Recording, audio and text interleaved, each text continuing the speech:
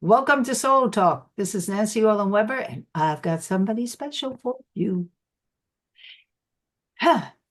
Well, I'm not telling you yet because I have a couple of questions for you all. Any of you ever either consider yourself an entrepreneur?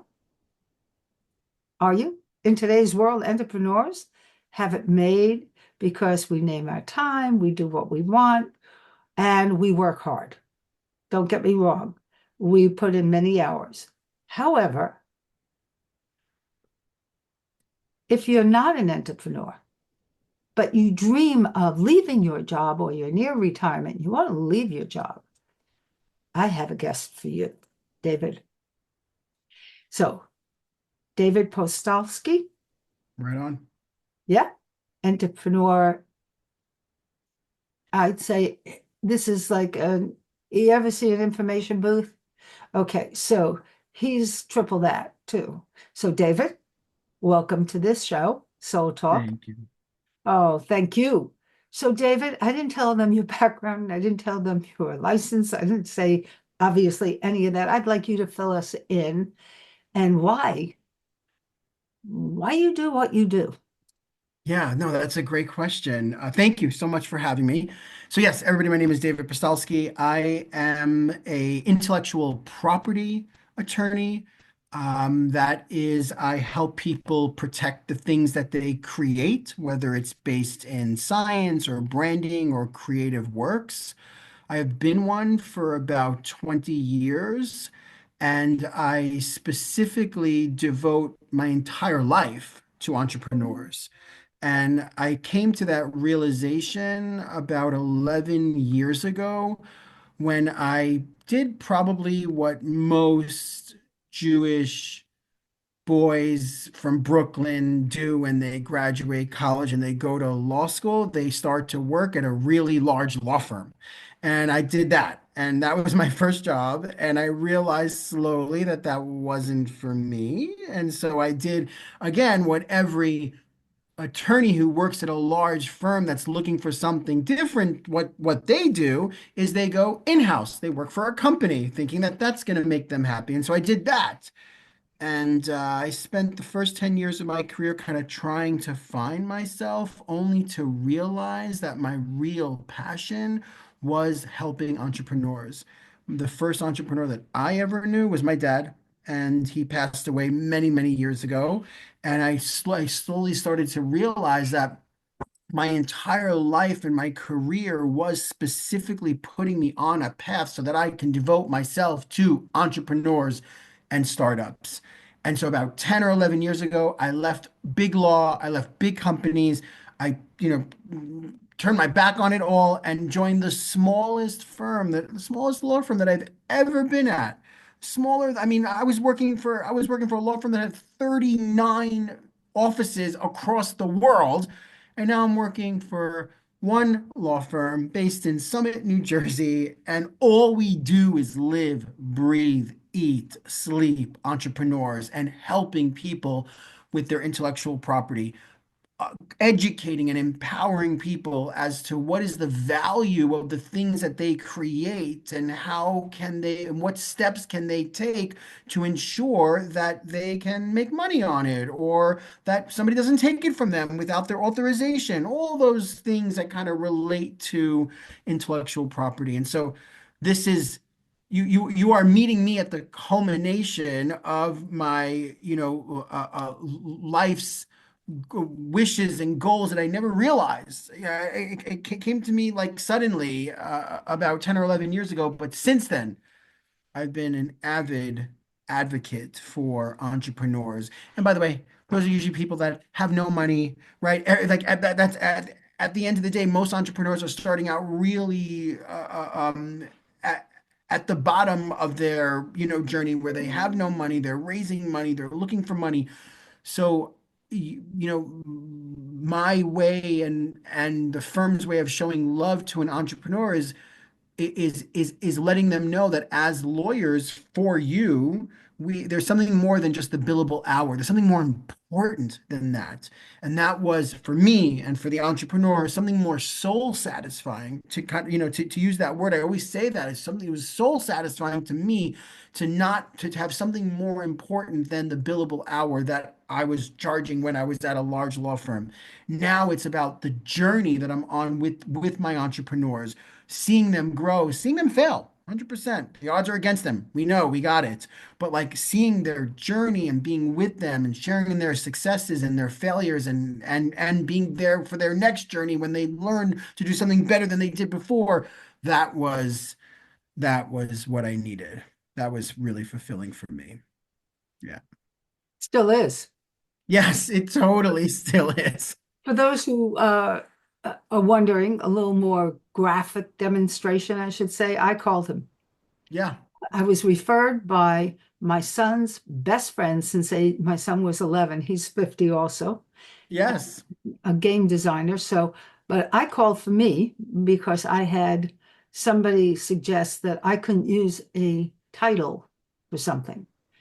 And he sat there and explained every step of the way easily in a kind, educational manner of somebody who makes no assumption I know or don't know. I find, David, you have a gift of sharing and service. So you said it very clearly because the moment anybody and listening, folks, listen up. I always say, if you're working for security, you're not really working for the right reasons. That's what you said about the law firms and why it was more about security than it was about the work, because the billable hours, and they create that and you slip into it, as so many do, right? So I want everybody to hear dream, just dream ideas. And if you're concerned at all, any kind of spiritual lessons you can get them. Any kind of understanding that if you don't have a dream, your soul purpose doesn't get revealed, because that's what it's about. An entrepreneur is, I love the term because it really is very Renaissance to me. Yeah. It doesn't have to be a single step, as David just proved what his steps have been. Mine started as a nurse, and then I became serendipitously something I wouldn't put a label on. Others did and called me a psychic, and I went, no, I don't work, Captain. I don't have a crystal ball yet.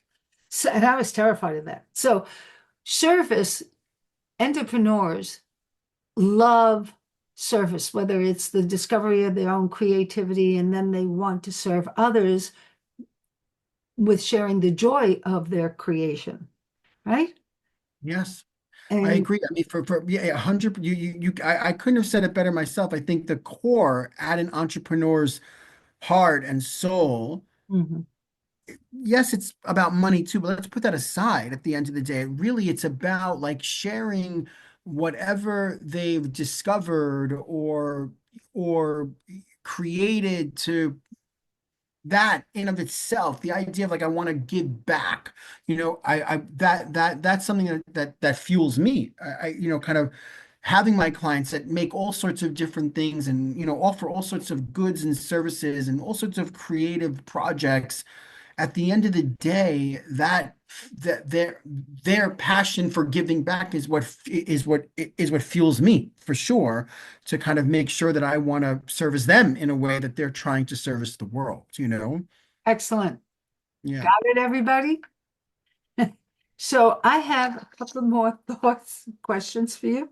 sure. Uh, I know David is also an actual educator.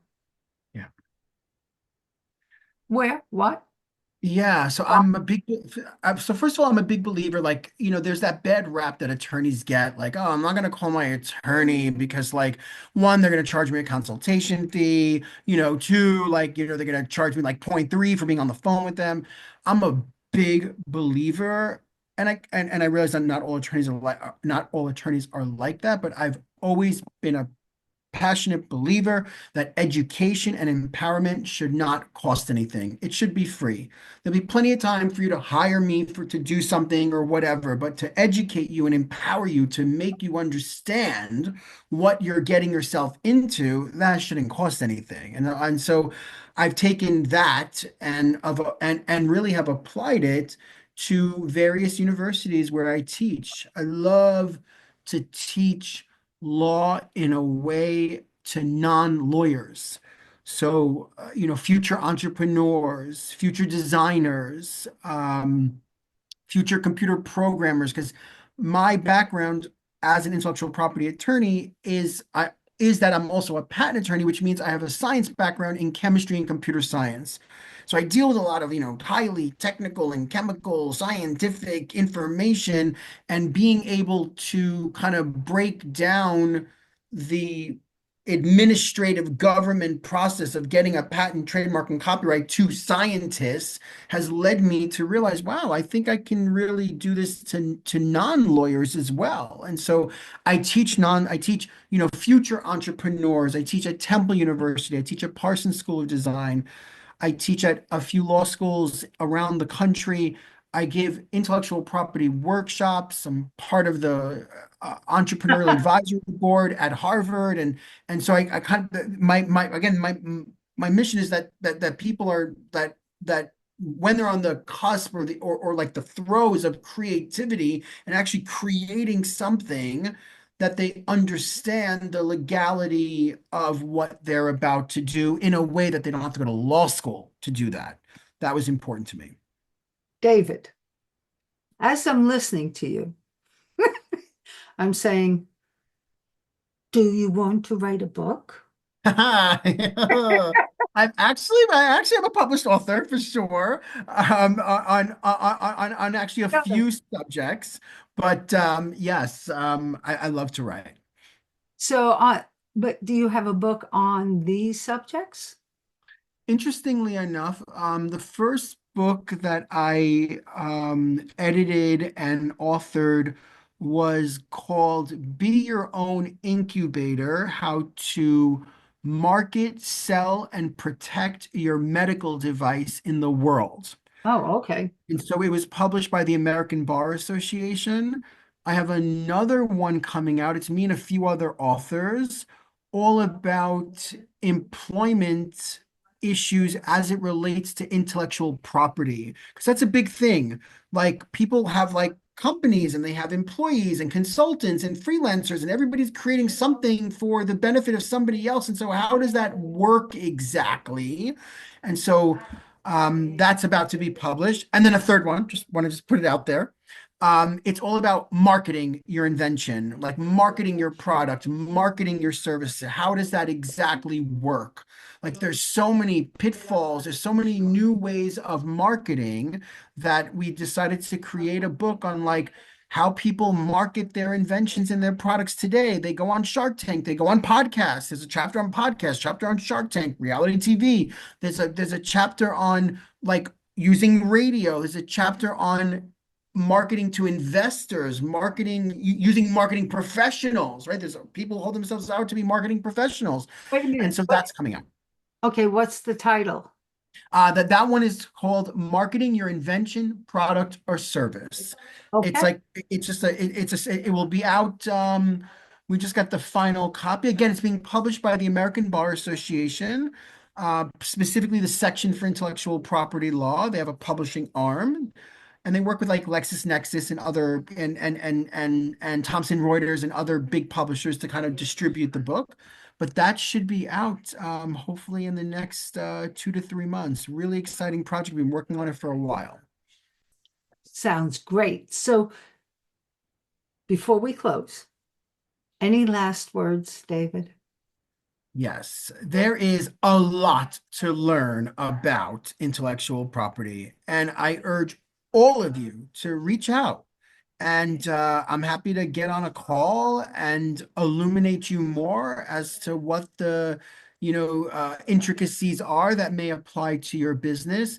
And of course, I got a book coming out soon, so tune in for that. That's gonna be fun, and that's gonna be something that I think all of your listeners could probably really benefit from. Thank you, David. Thank you. Thank you. This is Soul Talk, Nancy and David, and I'll have his links in the description. Have a great day, everybody.